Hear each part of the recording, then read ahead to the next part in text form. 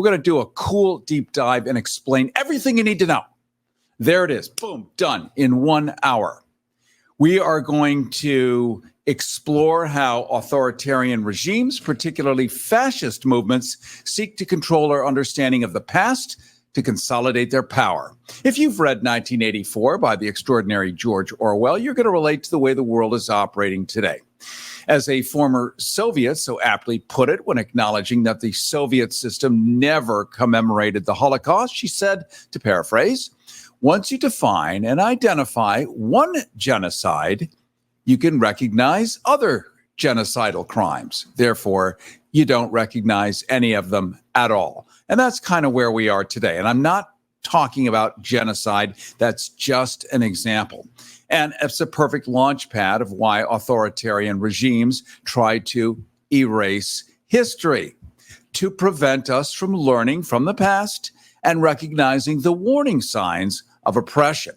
History provides multiple perspectives, allowing us to see the world from different viewpoints. And this is also one of the reasons Rethinking Heroes spends so much time on history and the unpublished moments that have been pivotal in twisting civilizations into the odd pretzels we all circumnavigate in our daily lives. Now, recounting history is a threat to authoritarianism. Yes, people who might be running for president who really don't want you to have the true history. They might want you to have the MAGA history, which is still unwritten, although I am working on a MAGA history of the United States. It makes me pee from laughter. It is just outrageously lampoonable.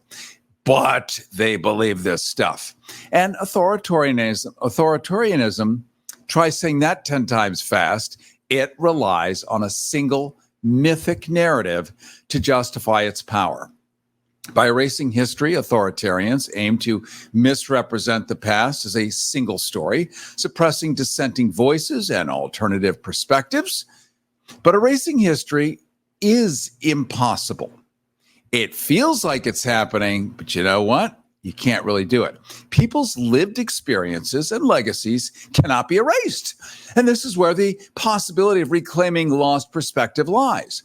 Like during COVID, when 1 million people died, their family members knew they had died, despite the fact the federal government from the White House was telling them it's fake. It's fake news. It's not really happening. People working in hospitals and piling corpses up in ice cream trucks, they remember.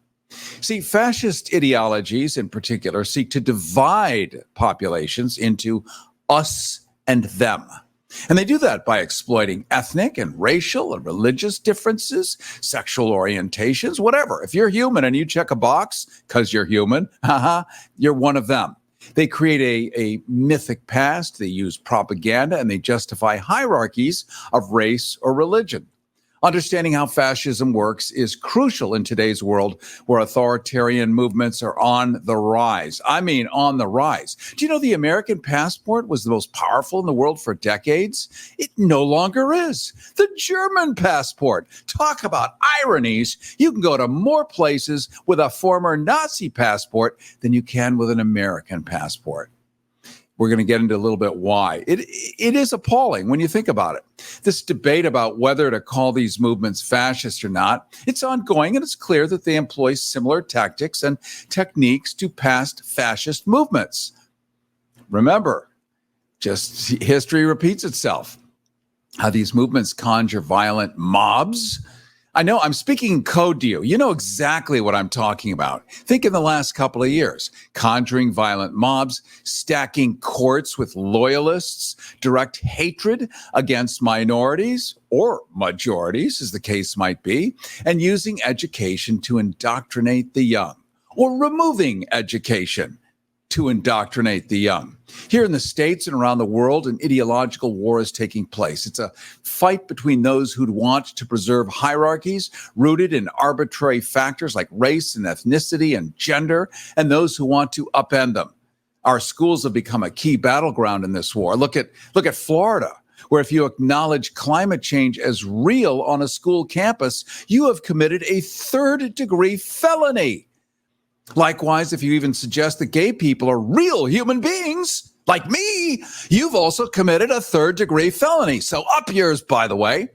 Happily, every major book publisher is now suing the state of Florida and Ron DeSantis for violating the First Amendment after sucking tens of thousands of books out of schools and public libraries. Imagine former to the death adversaries like Penguin and Random House actually joining sides against book bannings. Of course, we all know it's because they have skin in the game, even though a lot of people don't read books on paper anymore, but they still are the ones with the skin in the game. And it's a pity that the people of Florida don't think they have skin in the game. Oh my God, corporations are now rescuing us, all while I'm talking about fascism. The paradoxes are delicious here. Now, you'd have to have literacy to know what literacy or illiteracy is, and that is in fact part of the goal of this kind of fascism and what we're seeing in Florida. Plus, with fascism, people are intimidated and fearful of government repercussions. Your body could be found in the jaws of a random alligator like mine. So don't think that's not impossible. In a moment, we're going to examine the tactics used to control our understanding of the past and the impact on our present and the future. Let's now turn to Yale professor and frequent cable television contributor Jason Stanley, and we're going to drill down on one of the central elements of fascist politics, the need to create a mythical history of purity and righteousness. The Germans did this successfully in World War II and called them Aryans, a completely non-existent, whole-cloth, invented group of humans, which the world believed were real. At least occupied countries, to the point that they wanted to stay alive, said they believed these people were real. Jason Stanley is the author of 6 books, his latest, Erasing History, How Fascists Rewrite the Past to Control the Future. He's a member of the Justice Collaboratory at Yale Law School, serves on the advisory board of the Prison Policy Initiative, and consulted on the January 6th Commission. He writes and speaks frequently about authoritarianism, democracy, propaganda, free speech, and mass incarceration for the New York Times, the Washington Post, MSNBC, CNN, PBS, The Guardian, Project Syndicate, and many, many other media outlets. Jason Stanley, we want to welcome you to Rethinking Heroes. Great to be in conversation with you. Was that a long enough encomium for you? Yes. Very good. We love our intellectuals. You always get a red carpet here on Rethinking Heroes. You begin your book, Erasing History, by writing that authoritarian regimes often find history profoundly threatening. Why? Under Jim Crow, the history of slave rebellions was suppressed. China suppresses any mention of Tiananmen Square. Florida, where I'm standing at this very moment, makes illegal any mention of Black Lives Matter. So as I stand here right now and say that Black lives do matter, if you do hear a knock on the door and the sheriff comes in, you're going to know why. You're going to know why. Jason Stanley, help us understand. Well, authoritarianism requires a hierarchy. Hierarchy is the principal structure. You've got the leader on top, Ron DeSantis in your case, and then you have these the authoritarian represents himself as speaking for the dominant group. So what you have to do is you have to erase all memory of challenges to hierarchy. You have to erase memory of non-dominant groups challenging the dominant group. So Black liberation movements in the United States. You have to erase the history of social movements challenging our wealth class, like labor history. This sort of this version of authoritarianism, fascism, involves rigid gender hierarchies, praising the traditional family. That's how they get social conservatives to vote for them. So you have to erase the perspectives of LGBT. And then finally, just structurally, democracy requires that all our voices are heard and all our perspectives are part of the conversation, because democracy is about political equality. If you silence large numbers of voices in your country, you just don't have democracy anymore. And that makes people conducive to authoritarianism. You know, I love ironies and paradoxes. We heard a few earlier. Unintended, they just popped up in the middle of my monologue. When you think about the NSDAP or early Nazi Germany, how it was buoyed by gay people, Ernst Röhm, who ran the brown shirts. I mean, openly gay. Hitler had no problem with that until about 1931. Himmler was a homophobe. So the very people that helped the very bad people suddenly became the very bad people because they got in the way. Their usefulness disappeared. And this whole thing is just complete nonsense. The problem is people get hurt. So I'm wondering if, as you do at Yale, you teach accurate accounts of history. Does this help your students understand and create a firewall between them and any appetites toward fascism? Does knowledge and understanding actually prevent fascism from taking hold? I mean, you've got knowledgeable fascists who, without a doubt, some of the great intellectuals of the 20th century, like Martin Heidegger or Carl Schmitt, were fascists. But they wanted explicitly to construct a society. So they a society, an authoritarian society under a Führer, a leader. So they knew what they were doing. Similarly, like look at politicians like Ted Cruz or Tom Cotton or J.D. Vance or Ron DeSantis. Ron DeSantis is a Yale grad who went to Harvard Law School. Ted Cruz is a Princeton grad who went to Harvard Law School. These are people who know what they're doing. And what they're interested in is power. So it's not like they're not knowledgeable. I mean, Ron DeSantis, and I mean, I went to the State University of New York at Stony Brook and paid my own tuition.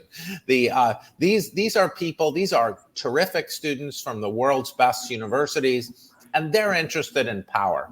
And so they know what they're doing.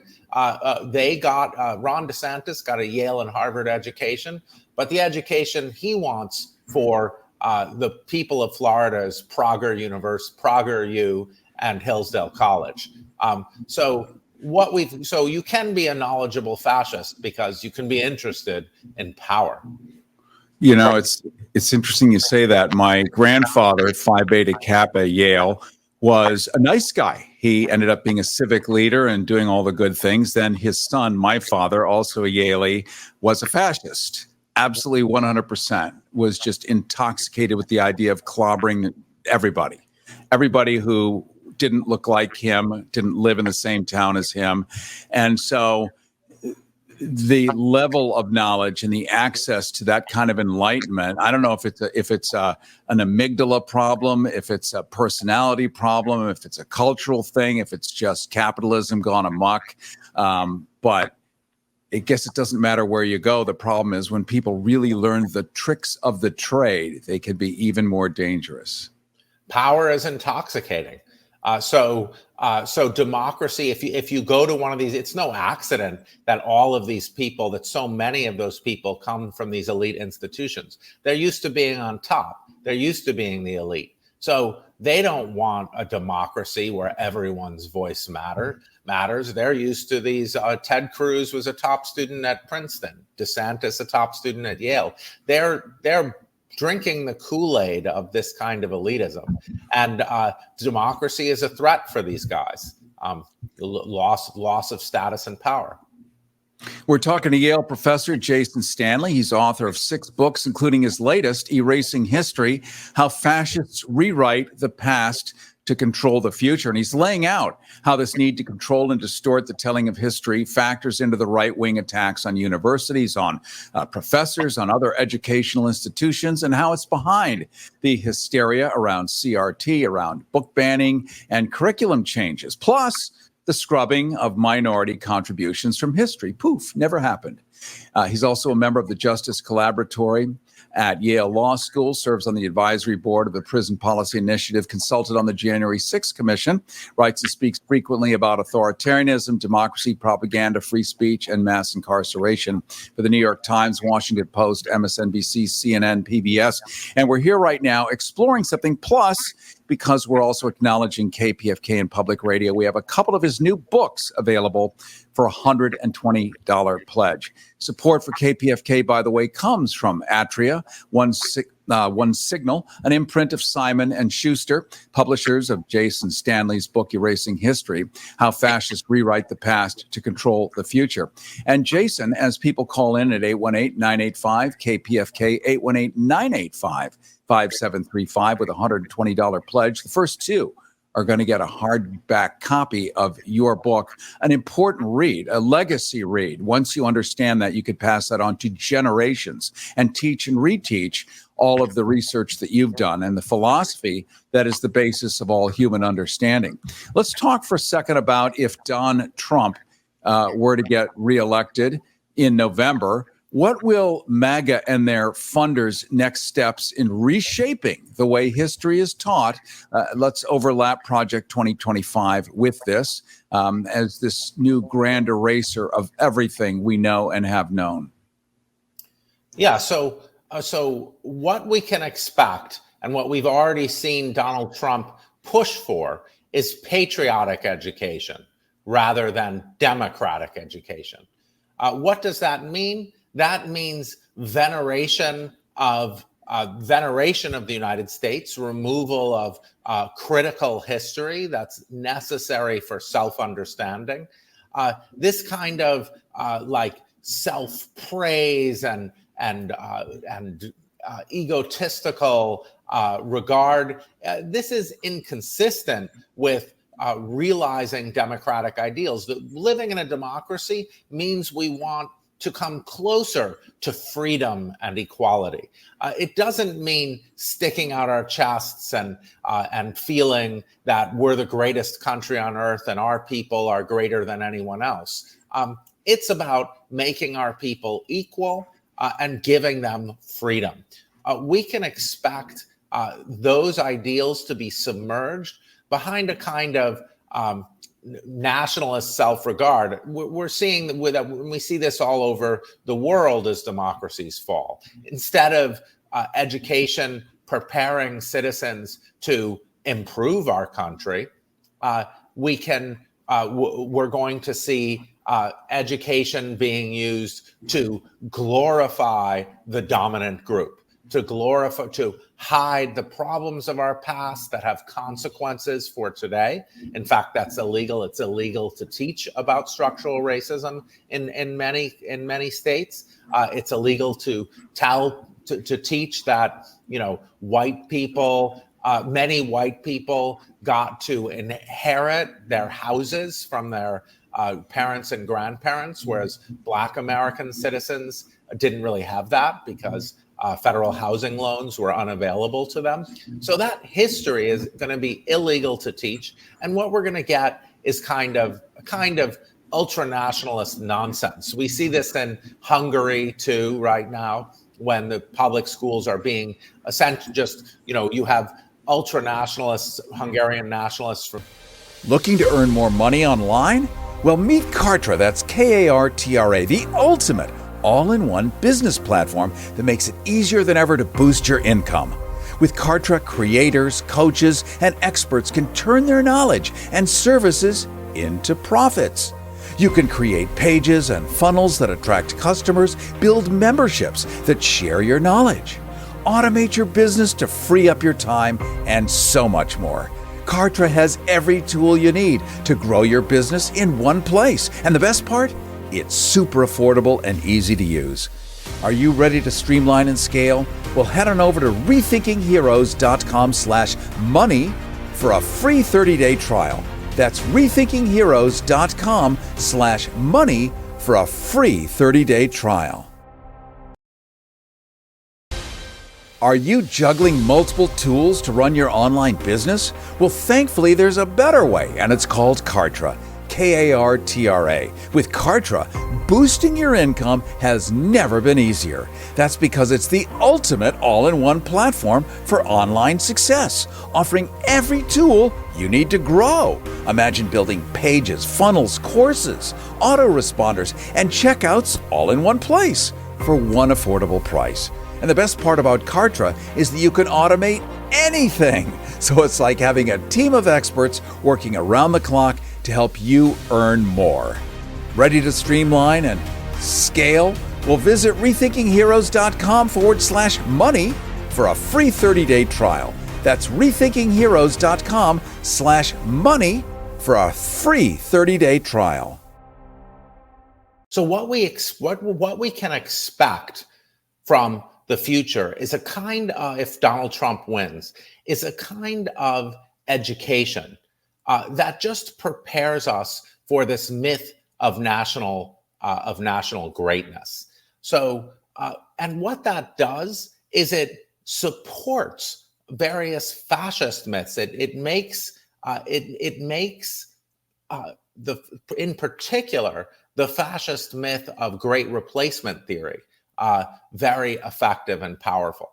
Because if the dominant group in our nation is the greatest group in history, then replacing them is going to threaten the nation. Also, one of the principal backgrounds of the principal, as it were, members of the fascist grouping that we see today are Christian nationalists. So we're going to see an education system that destroys the barrier between church and state. So what we're going to see is an education system that claims the United States is a Christian nation.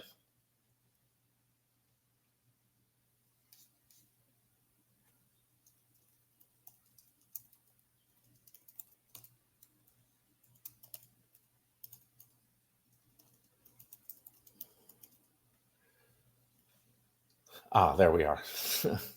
So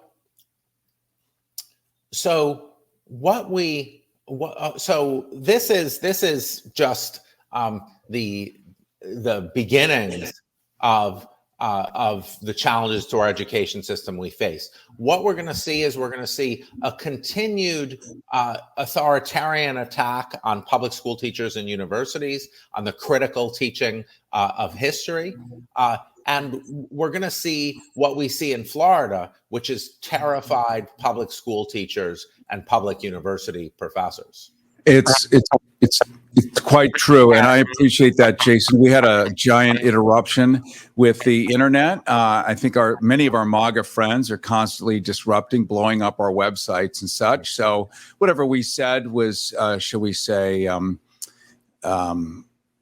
irritating to them. So we have been irritated back, but I am back. You are back. And thank you so much for filling in that gap there and talking about what's important. Hungary, I was there a year ago.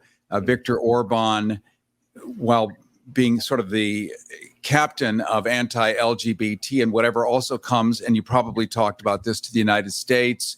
He's a keynote speaker at CPAC. He comes to Florida, visits Ron DeSantis. So a lot of this is Hungarian thinking. Much of this does not originate here. We have federal laws that actually allow certain things, but states can do what they want. Then it can take a couple of years for it to get up there, get challenged, they get sued, and then it has to go away because it's unconstitutional. But it can last long enough to become the new normal. And that's what they're counting on, retraining people. So who cares about the law? If it becomes normal in people's head, it becomes the new way. And then they've actually won, right? Well, the tendrils of history, the tendrils of one's education last so long in people's minds, and not just in people's minds, but in the national consciousness. This is your point about history repeating itself. So, for example, Reconstruction, the brief period after the Civil War when Black Americans were allowed to vote, it ended after a dozen years, this experiment in democracy in the South. Because a myth arose, a pernicious disinformation campaign, saying that Black voters and Black politicians were corrupt. Well, when Donald Trump complains about a supposedly stolen election, what he says, he blames it on Black majority cities or cities with large Black populations. That resonates with people because it reminds them of the history that they or their parents or grandparents were taught. So those tendrils remain. And on Viktor Orban's influence on politicians like Ron DeSantis. Oh, they're all the same, really. It's okay. I was recently in Tennessee, and Justin Jones, the brilliant 28-year-old legislator who had been expelled and then reinstated, alerted me to the fact that the Tennessee state legislature just passed a resolution in honor of the Danube Institute, which is Viktor Orban's think tank. And Justin Jones, on the floor of the Tennessee House, asked the person presenting it, "Do you know who Viktor Orban is?" And he said, "No." So what is Hungary doing? What are Hungarian institutions and political structures doing writing legislation for the Tennessee state legislature? Well, it doesn't seem terribly patriotic to me unless you're a patriot of Hungary. Exactly. And Vladimir Putin and the rebuilding of the Soviet satellite system. But then that's a whole different show, isn't it? We're talking. Go ahead. I saw a thought percolating there, but I jumped on you there, Professor Jason Stanley, who is Yale professor, author of 6 books, including his latest, Erasing History, How Fascists Rewrite the Past to Control the Future. Let's talk for a second about America's founding being shrouded in these horrible misdeeds and contradictions. Slave nation where all men are created equal, except for the ones that aren't. Manifest destiny that resulted in a Native American slaughter, some 16 million as we're now able to count them. Can authoritarianism still take hold in America if we actually expose and truly reveal these contradictions, or is a third of the country just walking on its knuckles? I know I'm being cruel, but I feel that way today. Well, if you represent the history of the nation as innocent, then you have a case that critical history is undermining the nation, and this we see everywhere. We see it. We see in Russia, the textbooks now justify the ideology behind the Ukraine war, the full-scale invasion of Ukraine, by representing, by completely eliminating Ukrainian history and representing Russia as only ever on the side of independence movements, and they're only ever going into neighboring countries like Georgia and Ukraine in order to rescue the ethnic Russians there and impose impose peace or bring peace. So that kind of what you want to do is you want to make people feel threatened, that the nation is under threat, their families are under threat, and you need a strong leader to defend them. So what you want to do is say the nation is innocent. These people who are talking about the sins of the past are anti-American or anti-Indian. So then, you get people aligned with this cartoon version of the nation to further your claim that, the Marxists and globalists are trying to smear the nation and thereby to bring it down. When actually what makes a nation great is that it faces its past and overcomes its sins. Well, I very much appreciate having you on today. I apologize for the technical issues. As you can tell, we are not only the strongest FM west of the Mississippi at 212,000 watts. It's extraordinary, but every chance somebody gets to knock us down, knock us off the air, knock you off the air here, as we talk to Yale professor Jason Stanley, they do take that advantage. It disrupts the hell out of me, pisses me off wildly, but makes me double down and want to have you back on another time. I appreciate you very much coming on today. Jason Stanley, author of 6 books, including your latest, Erasing History, How Fascists Rewrite the Past to Control the Future. Thank you so much for joining us today on Rethinking Heroes. Thank you so much for having me on. Thanks for the work you do. All right, my friend, we'll talk to you again. Cary Harrison with you. This is Rethinking Heroes. Let's take a moment to nod to KPFK, and you can get the book, Erasing History, How Fascists Rewrite the Past to Control the Future. We are in complete control. We are Rethinking Heroes with Cary Harrison. RethinkingHeroes.com. All right. If you didn't know, support for KPFK comes from Afria One. Signal, it's an imprint of Simon & Schuster, publishers of Jason Stanley's book, Erasing History, How Fascists Rewrite the Past to Control the Future. Rethinking Heroes with Cary Harrison. RethinkingHeroes.com. And it is Rethinking Heroes, RethinkingHeroes.com, where we are live streaming video right now. You can catch a copy of this show. Plus, you'll be able to see all of the archives when you sign up for our free newsletter at RethinkingHeroes.com.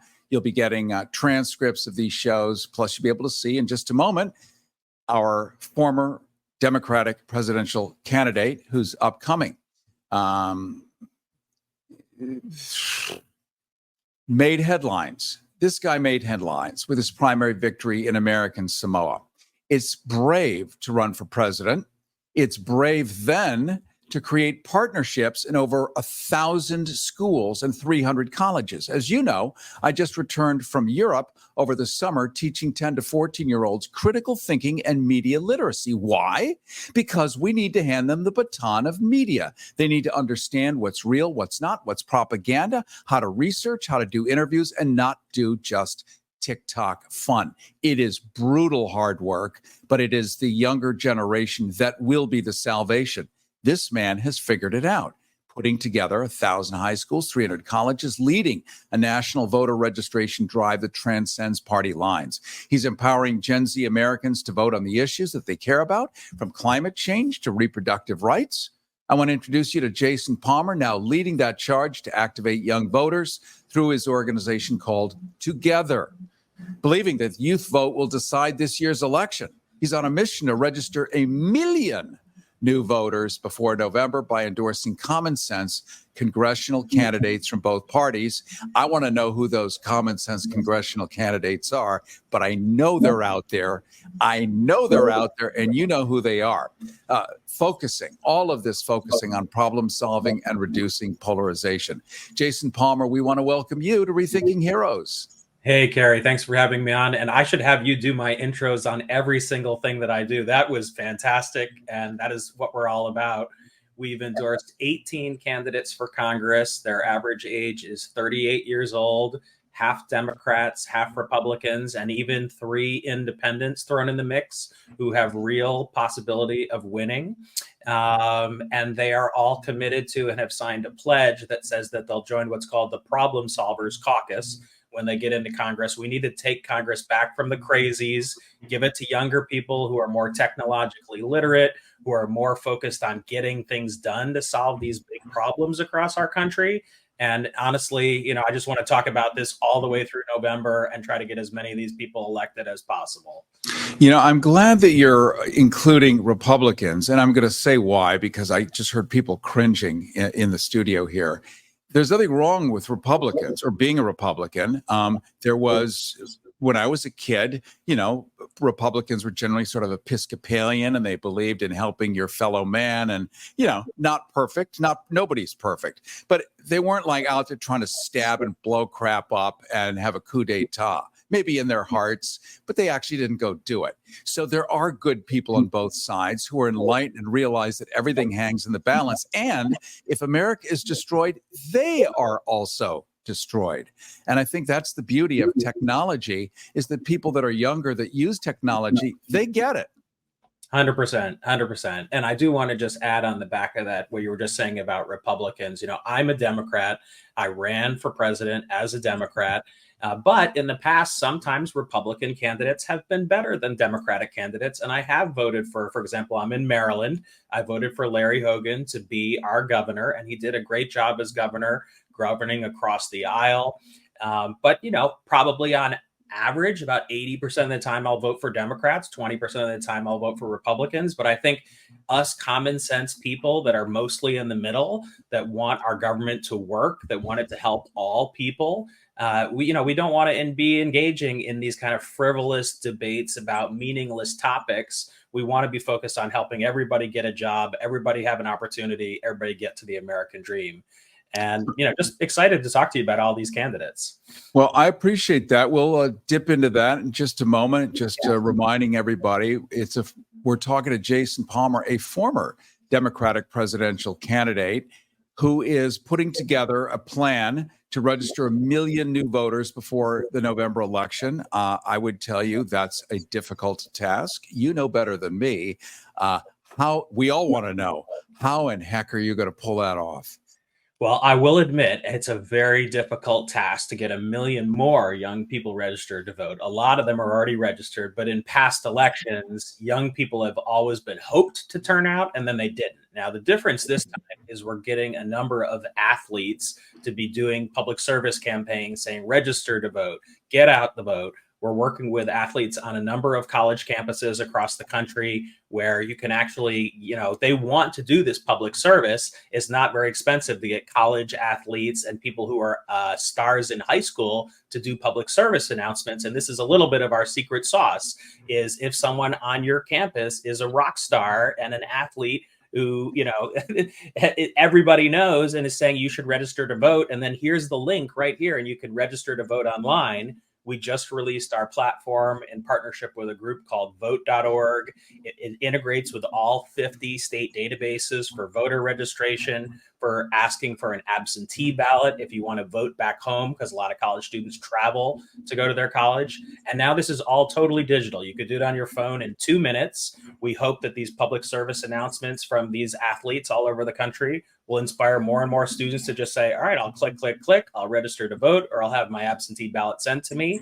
And if all goes well, on November 6th, the big news won't be Biden versus Trump, or in this case, Harris versus Trump, but it'll actually be, how did all these, millions and millions of young people get registered to vote and vote at the last minute? Well, and your footprint will be all over that. Obviously, by the way, speaking of heroes, I want to acknowledge Steve M. in Ojai and Hussein in Los Angeles. Both have pledged to Rethinking Heroes during this summer pledge drive. Thank you so much. There are not enough words and not enough time to show my appreciation, but really, you make it possible for us to bring on former presidential candidates with this wonderful alchemy of getting 1 million young voters to vote. Now, let me point out why I personally find that very, very important. Over the summer, when I was teaching these kids critical thinking and media literacy, I realized they don't have filters. They're not jaded. They're not cynical yet. When they see climate change, they see climate change. They don't see weird permutations of melting glaciers. They don't see polar bears bored deciding to jump off the glacier in the water. They see climate change. They are the future. In Florida, 16% of the entire state is over 85 and white. That is a slam dunk voting block for Republicans. And young people will vote the right way that makes sense without all of this nonsense of restoring America to the Germany of the 1930s, or, I Love Lucy of the 1950s, when everyone was a communist or a homo. By the way, not a good time for anybody. But it doesn't matter. Young people get it. And you, through technology, you as a younger person yourself, I feel like a grandpa saying that, don't I? We, as younger people, appreciate what the youth can actually do if they feel empowered to participate in the future that they hope to have someday. 100%. In fact, before I ran for president, my background is as an entrepreneur and an impact investor. So I've invested in about 35 young people over the past decade who are starting companies. And these are always mission-driven companies. Like, one of them does education in prisons and jails. Another one helps teach students in middle school how to learn math, does tutoring. A third helps them get financial aid to go to college, or what are called alternative pathways to the middle class.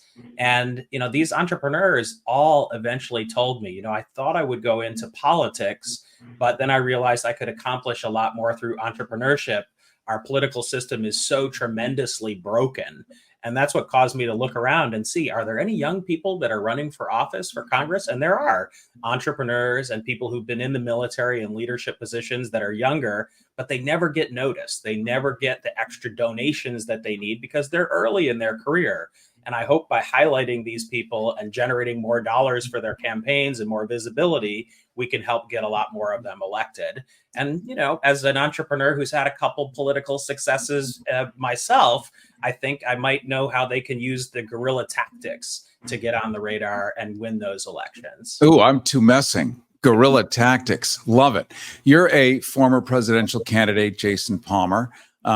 What specific issues do you think are going to drive Gen Z voters, knowing that some of them you mentioned, you will be breaking the law in the Deep South in many states where this show renders into an audiobook and becomes therefore illegal. So just at your own peril, what issues do you think will drive Gen Z voters to the polls this year? Yeah, there are about 5 issues that are really driving them, and they're not that different than other voters. Although I would say with climate change and gun violence reduction, those are 2 that are high on their list that are not necessarily high for people that are in their 50s, 60s, 70s. But these are very important to young people because they just were in high school and they were doing drills all the time because of active shooter drills. And they care a lot about common sense gun reform. That's a key issue for them. But the number one issue, honestly, is making higher education less expensive and higher ROI so that they can get that first job in their early 20s and actually get to the middle class. Too many of them are ending up in hourly jobs, or they decide not to go to college at all because it's too expensive. We really have to reform the expense of higher education, which is actually one of my backgrounds. I used to work at the Gates Foundation on this.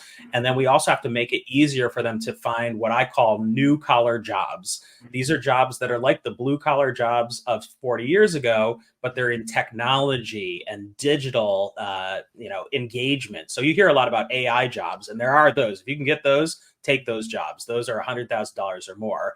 But I'm talking more about being someone who does digital marketing for a company or does social media engagement for a brand, or who actually has like tech ops skills and can work on setting up Amazon Web Services or Google Analytics or these tools that every company has to use now. In fact, you use them to promote your show. You know how important they are.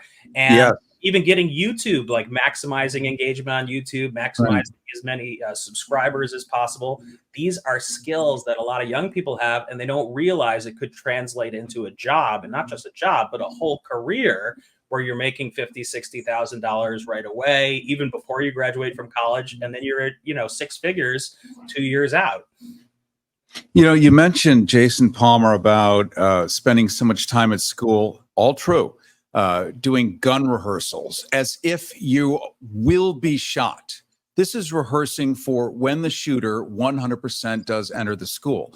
Yeah. The parents have skin in the game in this calculus too. So I would think the parents would be keenly interested in what you're doing because they maybe only have one child and they'd probably like to hold on to that one child. So what you're doing is not only touching the Gen Z, but the parents of Gen Z. 100%. In fact, I have to say, please go look at our website at togetherpurple.org. You'll see all 18 candidates that we're recommending in places like Florida, California, Texas, but also the battleground states like Michigan, Pennsylvania, Wisconsin, etc. But the largest donors to the organization, and the average donation is just $100 or $200, are almost always parents of kids that are in K-12 or in college and feel like we got to give better opportunity to the young people in this country. That, we're calling them Gen Z, but we also even stray into millennials. And most of our donations come from people who are considered Gen X in the 40 to 55-year-old range, like myself. Like me too. Yeah, who say we need to take this country back and we need to give more power to the young people. And, the average age of these candidates is 38 years old. If we get 90% of them elected, that'll bring the average age of Congress way down, and we'll have a lot more innovative, entrepreneurial group of people who are working in Washington for everyone.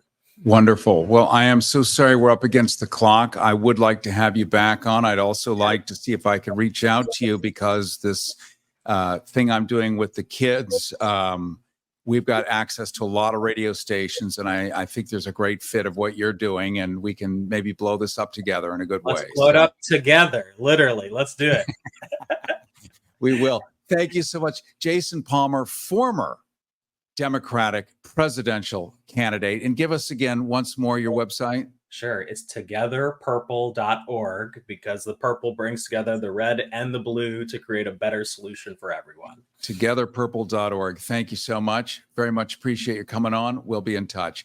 Cary Harrison with you. This is Rethinking Heroes, rethinkingheroes.com. A last call out for KPFK and a big thank you to listeners of Rethinking Heroes who are supporting this show. I want you to pick up the phone right now, give whatever donation you can, and support what we do here on public radio. You heard us earlier get knocked off the air separately. I got knocked off. The guests got knocked off, not at the same time. There are forces in there that don't want this information out because this election is life and death for them. Project 2025, they've spent tens of millions on this. They mean it to happen.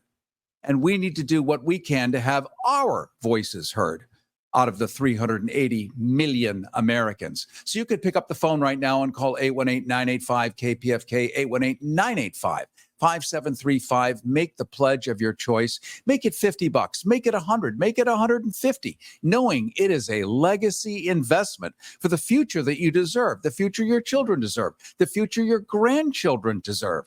818-985-KPFK, 818-985-5735, 818-985 KPFK. Please pick up the phone. Please throw in a few bucks and know that you are supporting a signal that is the strongest west of the Mississippi, pounding all the way down to almost Mexico, all the way east, almost to Las Vegas, and north all the way up almost to San Francisco. It's an extraordinary weapon that we have. The more people that know about it, the sharper its blade.